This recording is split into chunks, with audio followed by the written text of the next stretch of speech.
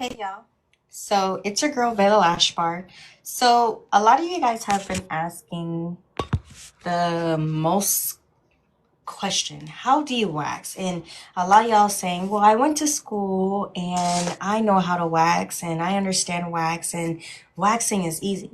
But waxing is not easy. Waxing is not simple because different waxes require different, products. So today we're just going to learn the basics of waxing and I'm going to go step by step because a lot of you guys have been asking, how do I wax? So if you're ready, let's start. And I hope you guys are. So anytime it comes to waxing, whether it's the arm, the face, the tummy, any parts of the body, you have to understand and know how to properly wax. What's the basic applications and products you need? Well, before you start waxing, if you're waxing anything that's in a smothered intimate area, like your underarms, like the intimate area, like the behind or something like that, you're gonna need at least three things.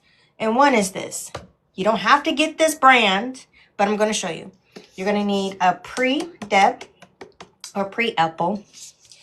And this is to clean, take everything off, let everything be great. Then you're going to need some type of drying agent to help you pick everything up. And what I like to do is take a little bit out, put it onto a thing. What I do is, if I'm doing the arms, which we're going to do today, I just drop it in like this, shake it off, then let it sit before I use it. And no, this is not baby powder, y'all. And then you're going to need the emulsion or some type of antibacterial cleansing oil to help you wipe off the wax and clean and make sure there's no infections or anything happening. So we're going to do that today. So right now, let's get started. You're going to need a wax. Make sure that your wax is sitting at a temperature that is warm and that is comfortable. Now in my room, I have 4 waxes. 2 soft wax and 2 hard wax. One is for light areas and one is for intimate areas where I'm gonna need a lot. So what I'm going to need is, if I'm doing my arms, you're gonna need some sticks, the tongue depressors, whatever they call them. And you're gonna need to start cleaning with the pre-apple. So let's get it started. We're gonna take a pre-apple. We're gonna do this section right here.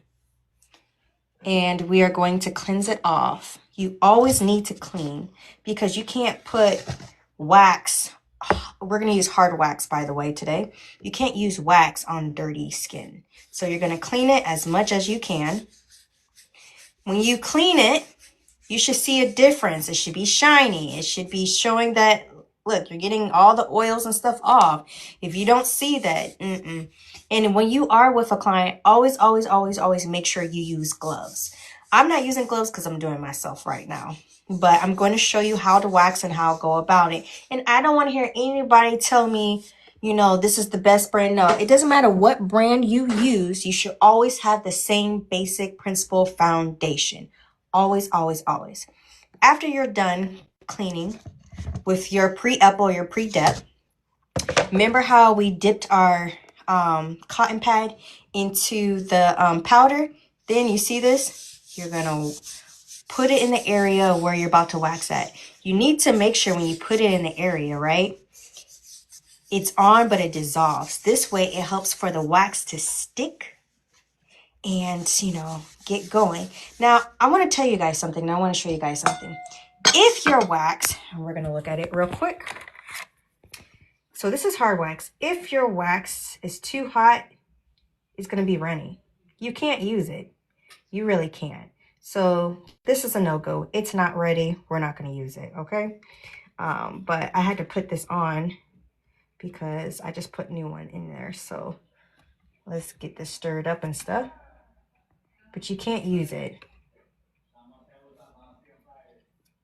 All right. This is not ready. So we're going to remove it. Now, I hope you guys can see this. We're going to get the stick again. Can you guys see me? Give me a like, a heart, so you can see. If your wax is like this, where you can move it and it's not running, then you're good. So when you're good, you want to twirl it about 10 times. That's what I do.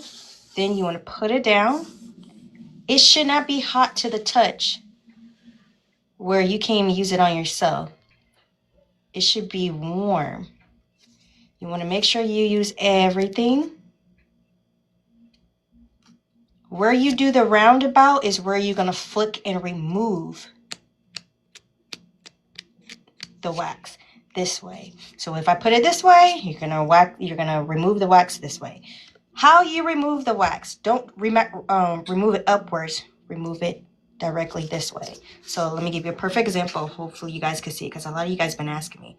You see how some of you guys flick it? You want to move it up this way? No, you're going to remove it down this way. And look at that bad boy. I don't know if you guys can see it, but all my hairs have been removed out. And you could tell it picked up, and this is why I love the powder on after I clean, because you can always see where I waxed that. And it doesn't matter what type of complexion or skin you have, it's always going to show where you picked everything up at. Then what I like to do is put this right here, wrap it around, throw it away. Please, please, please, please, please, please, please, please, please, do not double dip. You're causing for skin infections and everything. That's how people be going to the hospitals. So we only did one section. Now we're going to go ahead and go to the next section. I want to show you guys this because a lot of you guys have been telling me that you've been having horrible stories at nail salons, been going to big chain nail salons or just chain nail salons where people are just double dipping, not using gloves, and you're getting infections, and you're asking me what's the proper protocol. And this is coming from consumers, regular clients. So let's do it again. We're going to go ahead, get our wax. If your wax is thick and not runny, you can use it. If your wax is runny, you cannot use it. So we're going to do it again. Drop it. It is not hot, you guys. And you can use it as much. I'm only doing a little bit because y'all are not that advanced yet. Or if y'all are advanced, then kudos to y'all. Y'all know what you're doing. But there are some that are not, and they ask for this. And I'm happy to provide, because education is key. Because, honey, we don't know everything, and I'm not trying to know everything. So remember, I say if you're waxing upwards, you need to remove it downwards, right? So what we're going to do is pick up the areas, flick it so we can have a pocket opening, feel to the touch. Now, if you're touching your wax and it feels extremely hot, first of all, why would you put extremely hot wax on yourself like that? It needs to be warm to the point where you can remove it and pull it and you don't have no issues. Now, remember, I would say we're not going to pull it upward. We're going to pull it, just straight forward. So I hope you guys can see it because, I'm only showing once to you guys. Give me a likes if you guys love it and like what I'm showing. So you're going to take the wax. You see how I got a little sock in the pocket to pull? I'm going to just pull it this way. And does it hurt? No. It should not hurt. If your wax is hurting someone, then it's either A, the wax was not left on correctly and it didn't dry for it to pick up everything, or B, it was too hot and their skin is too sensitive. Or C, you may have a wax where it's the incorrect wax for their skin. And I say incorrect wax because there's silicone wax, gel wax, cream-based wax. Different skin, different textures, different elasticities can handle certain waxes.